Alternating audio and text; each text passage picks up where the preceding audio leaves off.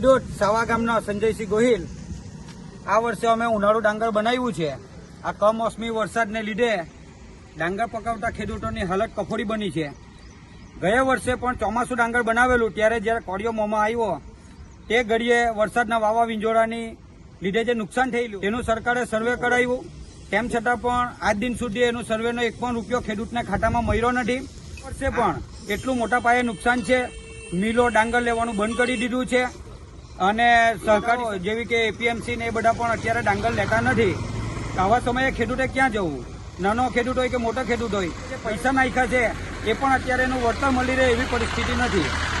આવા સમયે જે સરકાર ખેડૂતની વારે નહીં આવશે તો કોણ આવશે? એટલે મારી સરકારશ્રીને એટલી નમ્ર અપીલ છે અને જે કોઈ અમારા લોકલ જે કોઈ અત્યારે વર્તમાન સરકારના જે કોઈ લોકલ નેતાઓ છે એમને બી અપીલ છે કે આ મુખ્યમંત્રી સુધી, પ્રધાનમંત્રી સુધી આ અમારી વાત પહોંચાડે અને ખેડૂતોને જે કંઈ નુકસાનનું વળતર જેમ બને તેમ જલ્દી સર્વે કરીને આપે એવી અમારી માંગ છે।